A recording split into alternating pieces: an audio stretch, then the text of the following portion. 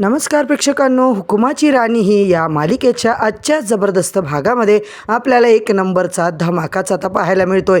होय प्रेक्षकांनो, इंद्राला मात्र जजने चक्क कोर्टात न येण्याची सक्त ताकीद दिली आहे. आतापासून पुढच्या एकाही हिअरिंगला इंद्रजित महाडिक कोर्टामध्ये येऊ शकत नाही आहे असं त्यांनी स्पष्ट सांगितलं.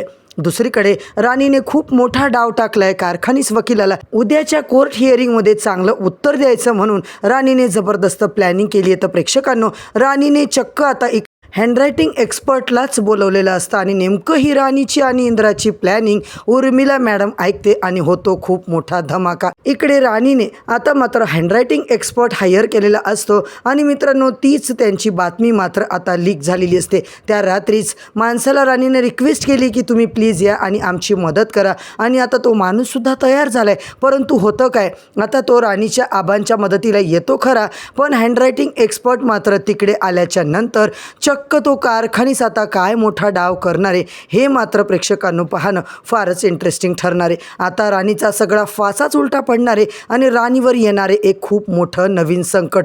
तर आता दुसऱ्या दिवशी कोर्टामध्ये राणी आणि इंद्राची मात्र कशी नाचक्की होते ना, या दोघांवर खूप मोठं संकट कसं येतं हे सगळं पाहणं फारच रंजकदार ठरणार आहे. तर मंडळी, आजचा भाग खूप छान असा दाखवला आहे, शेवटपर्यंत नक्की बघा.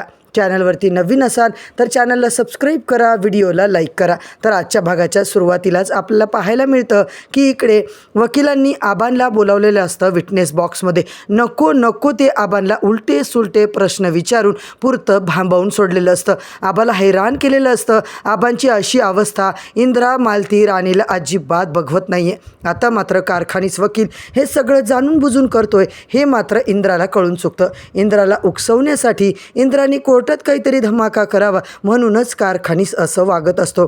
त्याने असे विचित्र प्रश्न आबांना विचारले ज्या प्रश्नामुळे इंद्रा मात्र वकील कारखानीसवर असा काही भडकतो ना आणि भर कोर्टात आता जाऊन त्या वकिलाची कॉलरच पकडतो. आता मात्र आबांना त्रास होतो या गोष्टीने. हाच विचार करून इंद्रा त्याच्यावर डायरेक्ट हल्लाच करतो, त्याचा गळाच पकडतो. आणि इकडे मात्र आपण पाहतोय ज्या वेळेला इंद्रा त्या वकिलाची गच्चांडी पकडतोय तेव्हा राणी लगेच इंद्राकडे जाते. सर, तुम्ही प्लीज असं नाही करू शकत, तुम्ही इथून प्लीज निघून जा.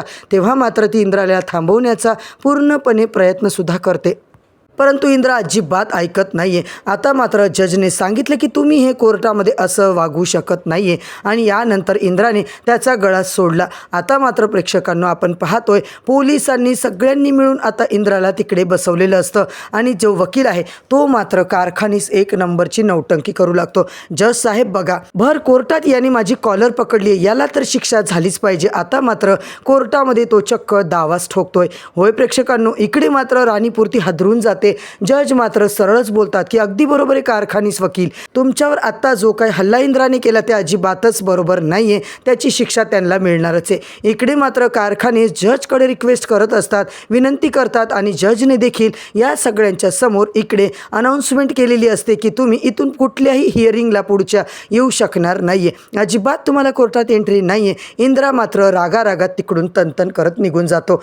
इकडे मात्र आजच्या हिअरिंगची सुनवाई मात्र तिथे स्थगित झालेली असते आणि उद्याच्या दिवसावर तारीख ढकललेली असते. आता मात्र केस पुढे कशी लढायची, कधी लढायची याचा विचार करत असते. जज साहेब जे आहेत ते मात्र म्हणतात आता इकडे हळूहळू सगळेच कोर्टाच्या बाहेर पडतात आणि जो कारखानीस ॲडव्होकेट आहे ना मित्रांनो, तो मात्र एकदम खुश असतो. त्याच्या मनासारखं अगदी घडलेलं असतं, त्याचा प्लॅन सक्सेस झालेला असतो. इकडे जज साहेबांसमोर जो काही तमाशा झालाय तो आता बघून राणीला खूप वाईट वाटतं, परंतु कारखानीस वकील मात्र जाम खुश असतो. इकडे मात्र सरांनी असं करायला नको होतं. इंद्रा, राणी, आबा, मालती सगळेच बाहेर येतात आणि राणी मात्र आता बोलते, सर तुम्ही आज पेशन्स सोडून का वागलात? अहो, आधीच आपल्या केसचा गुंता वाढत आहे आणि आणखीन तुम्ही माझ्यासाठी खूप मोठं संकट उभं करून ठेवलं आहे. इंद्रा बोलतो, अगं तो कारखानीस वकील माझ्या आबांबद्दल नको ते बोलत होता आणि मी शांत का बसू? कसं बसायचं शांत? बोल ना. राणी बोलते, सर सगळं बरोबर आहे, पण त्यांनी जाणून बुजून तुम्हाला आता उकसवण्यासाठी हे सगळं केलं ना, तुम्हाला रिॲक्ट करायची काहीच गरज नव्हती. पाठीमागून मात्र ॲडव्होकेट येतो आणि जोरजोरात हसतो.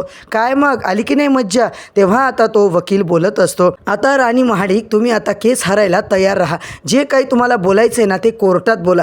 दुसरीकडे इंद्राला सुद्धा ते हसत असतात. इंद्रा मात्र बोलतो, हे बघा आत्ता तुम्हाला माफ केले, पण याच्यानंतर जर माझ्या आबाच्या बाबतीत काही बोललात तर मी अजिबात खपवून घेणार नाही आहे. यावेळेस फक्त कॉलर पकडली, पुढच्या वेळेस तुमची मुंडी मोडून हातात देईल एवढं लक्षात ठेवा.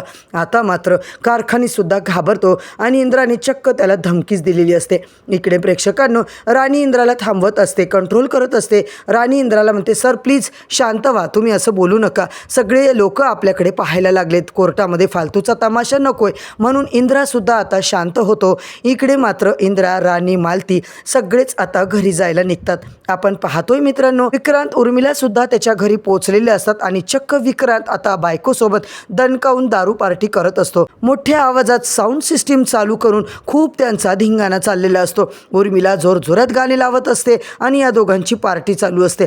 आता मात्र इकडे आपण पाहतोय यांचा गोंगाटाचा आवाज ऐकून तिकडे रत्नाकाकी आणि अजित येतात. रत्नाकाकी आल्या आल्या पहिलं त्याचा टेपच बंद करून टाकतात आणि विक्रांत म्हणतो, उर्मिला बघ, माझ्या सख्या आईला माझं सुखच बघवत नाहीये. तुम्ही दोघे इथं काय करताय? अहो आमचं सुख बघवत नाहीये का तुम्हाला आईसाहेब? आम्हाला आमचा आनंद सेलिब्रेट करू द्या. आणि तुम्हाला वाटत असेल तर ते तुमच्या मनात काय असेल ते असेल बाबा. राणी इंद्राबद्दल तुम्हाला जर सहानुभूती असेल, त्यांच्यावर आम्हाला लेक्चर देणार असाल, त्यांना तुमचा खूप पुळका आहे हे आम्हाला सांगायचं असेल तर प्लीज आम्हाला ते ऐकण्यामध्ये अजिबात इंटरेस्ट नाही आहे. विक्रांत इथे त्या दोघांना नको नको ते बोलतो आणि उर्मिलासुद्धा बोलायला लागते की हो विक्रांत जे बोलतोय अगदी बरोबर आहे. आमच्या आनंदात कशाला तुम्ही आता डिस्टर्बन्स आणताय? कशाला येत आहे? जा इथून निघून, लायकीत राहा. आणि त्यावेळेस अजित मात्र चिडतो आणि तो काही बोलणार तेवढ्यातच प्रेक्षकांनो विक्रांत त्याला आता झापतो. काय रे, अजिबात इथं बोलायचं नाही, चल निघ इथून आणि आईलासुद्धा घेऊन जा,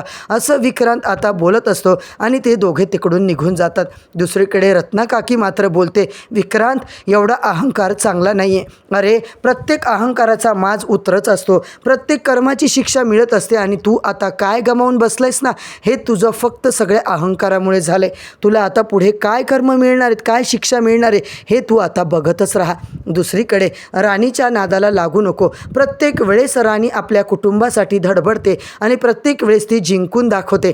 आत्तासुद्धा तू तिच्या नादाला लागलास ना, ती जर जिद्दीला पेटली तर ही केससुद्धा ती जिंकेल आणि तू हरशील. अरे तुला आठवतंय का, इंद्राचा गेलेला जीव त्या पोरीने परत आणला. आणि मग मात्र प्रेक्षकांनो इकडे कोर्ट काय चीज आहे असं रत्नाकाकी या दोघांना चांगलंच बोलत असते. खरं तर रत्ना आईने आता विक्रांतला सगळ्या पद्धतीने समजावून सांगितले, पण या मूर्ख लोकांच्या डोक्यात अजिबात ते काही जात नाही आहे. दुसरीकडे प्रेक्षकांनो इंद्रामुळे घरात सगळे डिस्टर्ब असतात. राणी आल्या आल्या म्हणते, सर आज तुम्ही खूप मोठी चूक केली आहे. सगळे अपसेट असतात, सगळं हे करण्याची गरजच नव्हती सर. मालती इंद्राला म्हणते, हो ना इंद्रा, अरे तू आज किती मोठं संकट ओढवून घेतलं. काय गरज होती तुला तिथे एवढं हायपर व्हायची? तू एवढा पेशंटली वागणारा माणूस आणि तिथे तू एवढा आकांतांडव का केलं? अरे ती केस किती आता गुंतागुंतीची झाली आहे, कळतंय का तुला? इंद्रा मात्र सरळ राणीची माफी मागतो. राणी, कळतंय मला माझी चूक झाली आहे, परंतु आता मला माफ कर. इथून पुढे मी कधीच तुझ्या इकडे असं वागणार नाही आहे. कोर्टात मी येणार नाही आणि या केसवर जर परिणाम झाला तर please I am so sorry. आबा बोलतात, राणी आता इथून पुढे तुझा काय प्लॅन आहे? तू सगळं आता तुझा अभ्यास कर, तुझे पॉईंट आता रोजच्यासारखे नोट डाऊन कर आणि तुझ्या कामाला लाग बरं. उद्याच्या हिअरिंगची तयारी कर. तेव्हा मात्र आबा, मी आता हँडरायटिंग एक्सपर्टला आता कॉल केला आहे. तो एक्सपर्ट आला की आपल्याला बऱ्यापैकी तिकडे सपोर्ट होणार आहे. आबांना राणीला जरा आता ते बोलल्यावर बरं वाटतं, इंद्रालाही जरा ऐकायला ते बरं वाटतं की काही करून खोट्या सहीचंच आपलं केस आहे, खोट्या सहीचं मॅटर आहे आणि एक्सपर्ट करून एकदा जर ते सिद्ध झालं, प्रूफ झालं तर आपली केस बऱ्यापैकी आपल्या हातात येऊ शकते. आणि प्रेक्षकांनो यांची जी काही प्लॅनिंग आहे ती मात्र ऐकते उर्मिला. आता मात्र उर्मिला सगळं ऐकते आणि जाऊन धावत विक्रांतला जाऊन सांगत असते. राणी इंद्राचं जे काही बोलणं आहे डिटेलमध्ये ती विक्रांतला सगळं सांगणार आहे आणि विक्रांत लगेच आता कारखानीसला सगळं अपडेट देणार आहे. आता राणीची पुढची चाल काय आहे आणि त्यांच्या डोक्यात काय चाललंय हे यांना कुणालाच आता वाटतं की माहीत नाही आहे. परंतु प्रेक्षकांनो आता मात्र मालिकेमध्ये नेमकं काय गोंधळ होणार आहे? उर्मिला कोर्टामध्ये हँडरायटिंग हँडरायटिंगवाल्या माणसालाच चक्क विकत घेणारे विक्रांत आणि कारखानीस कुठला मोठा गेम करून राणीवर कुठलं मोठं संकट येणारे हे मात्र आता पाहणं खूपच रंजकदार ठरणारे. उर्मिलाने सगळं जाऊन विक्रांतला सांगितलंय. विक्रांत आता चक्क राणीच्या घरात जातो. नॉक नॉक करत त्यांच्या घरात एंट्री करतो आणि सरळ सरळ तो म्हणतो, राणी मला तुझ्यासाठी एक मस्त ऑफर द्यायची. ती बोलते, काय बोलताय तुम्ही, कसली ऑफर आणि तुम्ही इकडे कशाला आलात. आता मात्र तो बोलतो, हे बघ राणी, इंद्रानी ही केस जर मागे घेतली तर कायमचं तुम्हाला या झोपड्यामध्ये मी राहू देईल, नाहीतर तुम्हाला मी या घराच्या बाहेर उद्याच्या उद्या काढेल. एकदा काही केस विक्रांत महाडिक जिंकला ना तर मात्र तुम्हाला या गावातच काय या जिल्ह्यात मी कुठे राहायची सोय करू देणार नाही आहे. आणि तुमच्यासोबत म्हातारडी आहे ना त्यांनासुद्धा मी इथे राहू देईल जर तुम्ही ही केस मागे घेतली तर. आता मात्र विक्रांत राणीला असं म्हणतो आणि तेव्हा ते डॉक्युमेंट मात्र तिच्या हातात देतो आणि याच्यावर सही कर आणि केस मागे घे.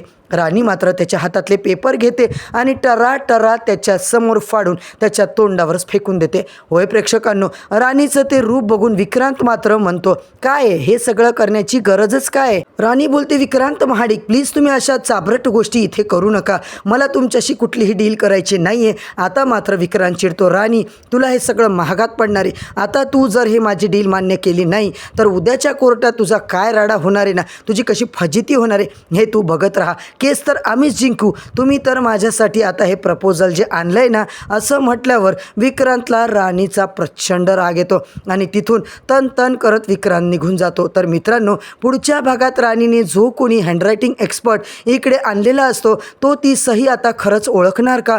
जज साहेबांना राणीने एक विनंती केली आहे की सही शोधण्यासाठी एक्सपर्टला अलाऊ करा. आता जजने सगळी परमिशन दिली, परंतु प्रेक्षकांनो मोठा धमाका म्हणजे कारखानीसने एक्सपर्टलाच आता विकत घेतलेलं असतं आणि राणीवर खूप मोठं संकट येणार आहे. कारण आता मालिकेत पुढे काय होणार आहे हे सगळं पाहण्यासाठी प्रेक्षकांनो चॅनलवरती नवीन असाल तर सबस्क्राईब करा, व्हिडिओला लाईक करा. उद्या परत भेटूया नवीन भागाच्या नवीन रिव्ह्यूसोबत. तोपर्यंत धन्यवाद.